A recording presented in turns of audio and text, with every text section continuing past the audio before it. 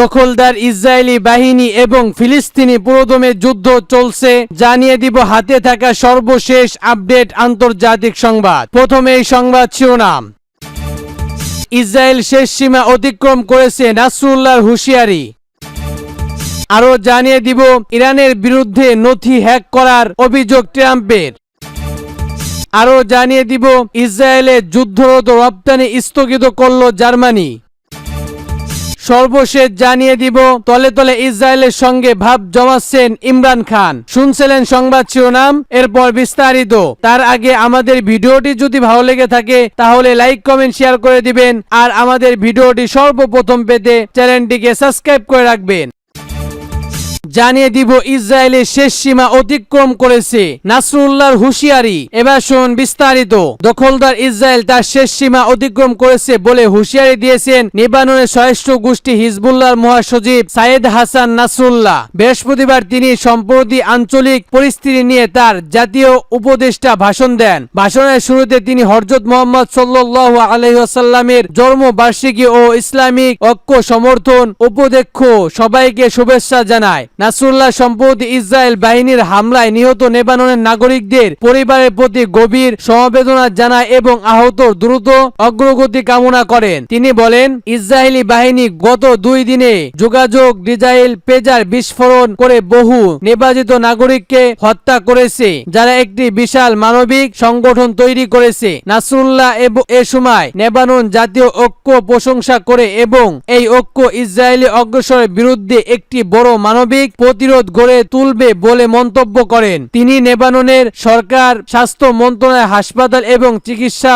কর্মীদের ধন্যবাদ জানান, যারা আহতদের চিকিৎসা সেবা অব্যাহত রেখেছে। একই সঙ্গে তিনি ইরাক, ইরান, সিরিয়ার এবং অন্যান্য দেশগুলো সমর্থনের কথাও উল্লেখ করেন, যারা লেবানন সরকারকে সহায়তা করেছে। নাসরুল্লাহ এ সময় ইসরায়েলকে হুঁশিয়ারি দিয়ে বলেন, ইসরায়েল রেড লাইন অতিক্রম করেছে।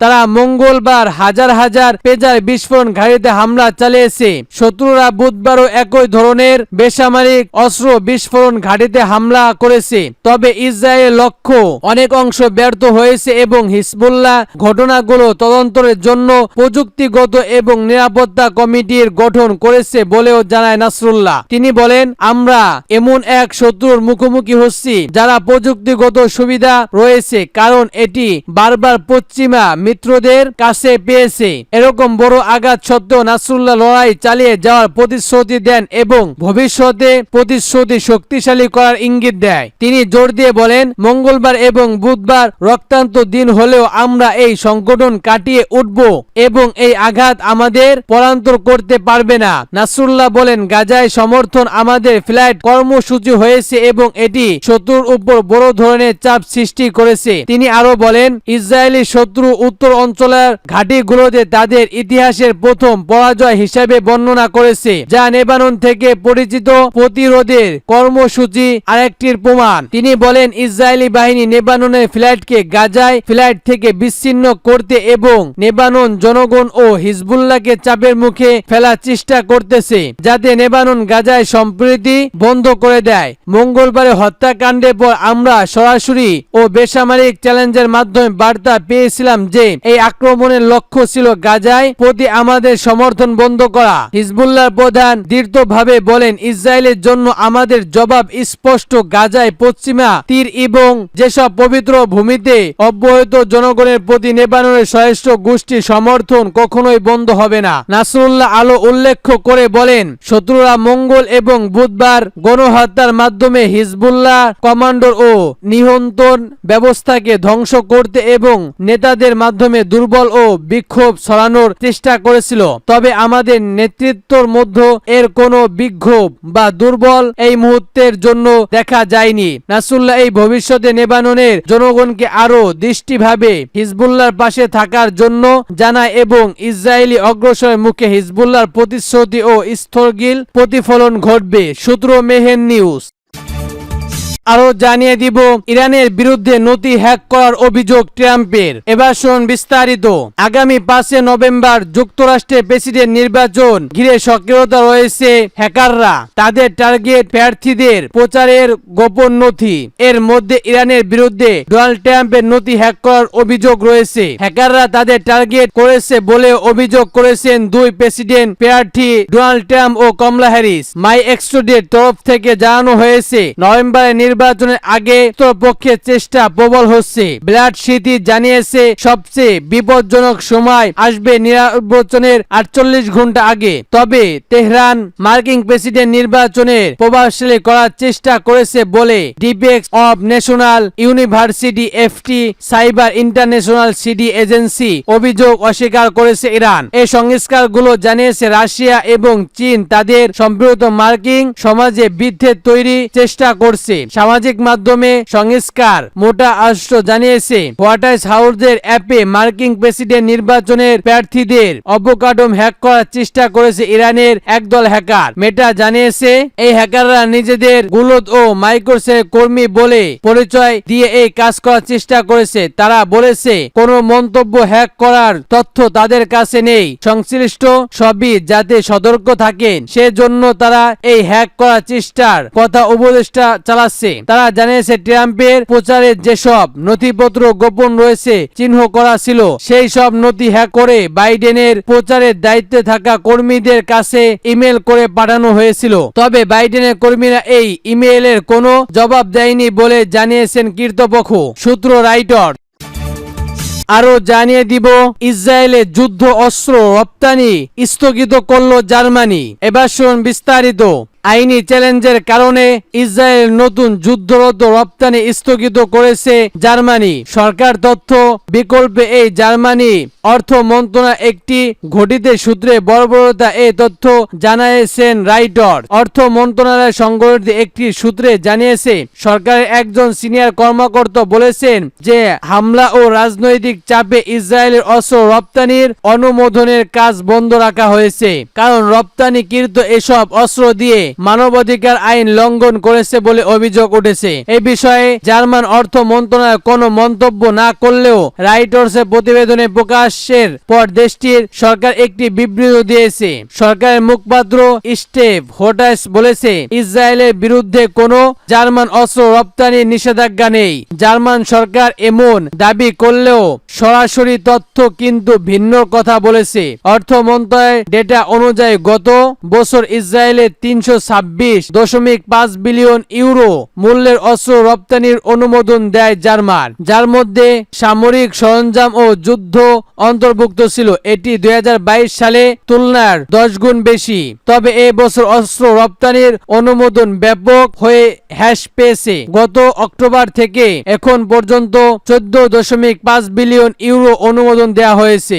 এর মধ্যে যুদ্ধরত বিধ্বংসের জন্য মাত্র 32,449 ইউরো অনুমোদন করা হয়েছে। মন্ত্রণালয়ের সাংবাদিক প্রশ্নের জবাবে এসব ডেটা সরবরাহ করা হয়েছে। আরো জানিয়ে দিব তলে তলে ইসরায়েলের সঙ্গে ভাব জমাচ্ছেন ইমরান খান। এবার শুনুন বিস্তারিত। ইসরায়েলের প্রসিদ্ধ সাংবাদিক টাইটস অফ ইসরায়েল অবৈধ দেশটির প্রথম সামরিক গণমাধ্যম হিসেবে বিবেচিত। এটি ইসরায়েল ও পশ্চিমা দেশগুলোতে অব্যাহত ইহুদি কমিউনিটির মধ্যে ব্যাপক গ্রহণযোগ্য। গণমাধ্যমটি প্রকাশিত সংবাদ ও বিশেষগুলোর উপর বেশ গুরুত্ব সহকার দেখিয়েছে। একই সঙ্গে এটি ইসরায়েল সরকারের অনির্দিষ্ট বটে। প্রতিবেদনটি করেছে আইনুল বাশিবার নামের একজন ইহুদি নারী সাংবাদিক, যিনি তেহরানকে ইসফার পাকিস্তানি পিটিআই প্রতিষ্ঠা ও সাবেক পাকিস্তানি প্রধানমন্ত্রী ইমরান খানকে পাকিস্তান ইসরায়েল সম্পর্কে স্থাপনা সবচেয়ে অদ্ভুতযুক্ত ব্যক্তি অধ্যায় দিয়েছেন। প্রতিবেদনটি বলা হয়েছে যে ইমরান খান নিজের শাসন আমলে তার সাবেক স্ত্রী জামাইনাল গোয়েন্দা পরিবারের মাধ্যমে কিয়েভে ইসরায়েলের সঙ্গে সম্পর্ক স্থাপনা করেছিলেন এবং ইসরায়েলি সরকারকে আস্থা করে চেয়েছিলেন যে তিনি পাকিস্তান ইসরায়েল সম্পর্কে স্বাভাবিক করতে আন্তরিক। আইনুল বাশিরা বা একটি তুলে ধরেন যে পাকিস্তান অন্যান্য মুসলিম দেশগুলোর প্রতিকূল গিয়েও যুগ যুগ ধরে ফিলিস্তিনিদের স্বাধীনতা আন্দোলনের দিগ্রি সমর্থনকারী দেশ, যা শেকড় পাকিস্তান মুসলিম সমাজ ও সংঘীয়তার মধ্যে প্রভাবিত। দেশটির জাতিসংঘ সহ প্রতিটি আন্তর্জাতিক রেফারে ফিলিস্তিনিদের রাজনৈতিক চরিত্র ও কূটনৈতিকভাবে সমর্থন জানিয়ে আসছে। আর ইসরায়েলকে স্বীকৃতি দেওয়ার পশ্চিমাদের পরিস্থিতি বিরোধী। ইমরান খানও সম্মুখীন প্রকাশিত ইসরায়েল বিরোধী এমন রায়ত দিয়ে আসছিলেন, তবে পর্দার আড়ালে তিনি ইসরায়েলের সম্পর্কে স্থাপনা প্রচেষ্টা চালিয়ে যাচ্ছেন। এই প্রতিবেদনে আরো বলা হয়েছে, ইমরান খান পশ্চিমা বিশ্ব ও মুসলিম দেশগুলোর মধ্যকার দ্রুত ঘোচানোর ক্ষেত্রে বিশ্বযোগ্যতা পালন করে। এজন্য ইসরায়েল ও তার পশ্চিমা মিত্রদের উদ্বেগ ইমরান খানকে রাজনৈতিক ও ক্ষমতায় ফিরিয়ে আনতে নিজেদের ভূমিকা পালন করা। একথায় উল্লেখযোগ্য যে ইমরান খান ক্ষমতায় থাকাকালে এমন সাংবাদিক উদ্দেশ্য আসতো যে পাকিস্তান ইসরায়েল সম্পর্কে স্থাপনা ইমরান খানের সাবেক স্ত্রী জামাইমা গুরুত্বপূর্ণ ভূমিকা পালন করেছেন। এই সত্ত্বেও সবার জানা যে জামাইজান গোয়েন্দা পরিবার ব্রিটিশ একটি অভিজাত বংশ, ইসরায়েল স্থাপনা লোহিত সাগরের, যাদের কাছে গভীর ও সংগঠিত সম্পর্ক। ইমরান খান ও তার সাবেক স্ত্রী জামাইমান ভাই যে গোয়েন্দা সংস্কার ব্রিটিশ রাজধানীতে নিয়ে আসতে এবং তাকে লন্ডন মেয়াদের প্রার্থী বানানোর প্রচেষ্টা চালায়। 2016 সালে লন্ডন মেয়াদের নির্বাচনে পাকিস্তানের বংশোদ্ভূত মুসলিম প্রার্থী সাবেক ইমরান খান বিরোধী হুঁশিয়ারি বদ্ধংশ সরবরাহ দেন। ইহুদি পরিবারের সঙ্গে ইমরান খানের সংগঠিত সম্পর্ক থাকায় মৌলানা ফজলুর রহমান, হাকিম মোহাম্মদ সাউদ ও ডক্টর আনাস আহমেদ মতো ব্যক্তিরা পিটিআই প্রতিষ্ঠাকে ইহুদি এজেন্ট খাদ্য দেয়। ইসরায়েলি গণমাধ্যম সম্প্রতি এই প্রতিবেদন প্রকাশ ও গোয়েন্দা সংস্কার পরিবারের সঙ্গে ইমরান খানের সখ্যতা আগামী দিনগুলোতে তার জনপ্রিয়তা ভাটা পড়তে পারে এবং একই সঙ্গে তিনি সম্মুখীন হতে পারে আরো একাধিক সমস্যায়। অবশ্য ইমরান খান নিজের শাসন আমলে ফিলিস্তিনিদের পক্ষে দারাজ কণ্ঠে কথা বলেছিলেন, প্রত্যক্ষ যা শিল্প সার্বিক চেয়ে বেশি গুরুত্বপূর্ণ ছিল না। তবে তিনি প্রকাশিত ব্যক্তিরা ও তাদের তলে ইসরায়েলের সঙ্গে ভাব জমানোর ক্ষেত্রে ভারব্যক্ত বজায় রেখেছিল।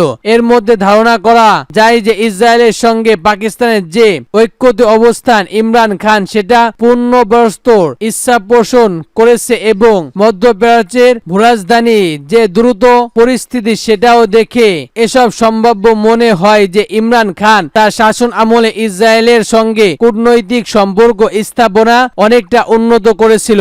ইমরান খানকে ফের ক্ষমতায় আসতে ইসরায়েল ও তার পশ্চিমা মিত্র দেশগুলো একই মধ্যে বেশ তৎপরতা দেখা যাচ্ছে। আর তাকে আলটিমেটলি ইন্টারন্যাশনাল চ্যালেঞ্জ বানানোর পশ্চিমা যে প্রতিশ্রুতি তাও একই তৎপরতার অংশ, যাতে তাকে অক্সরিত চ্যালেঞ্জের বানিয়ে তার মর্যাদা বৃদ্ধি করা যায় এবং একই সঙ্গে এমন একজন বিশ্ব নেতা হিসেবে উপস্থাপন করা যায় যিনি পাকিস্তানের প্রকৃতি গণতান্ত্রিক প্রতিষ্ঠার ভূমিকা রেখেছে। পরে মালামাল ইউনুসের মধ্যে ইমরান খানেও লেবানন পুরস্কারের জন্য মনোবৃত্তি করে ফের ক্ষমতায় বসিয়ে নিজেদের তৎপরতা উদ্দেশ্য বাস্তবায়ন তাকে ব্যবহার করার পশ্চিমাদের আসল উদ্দেশ্য।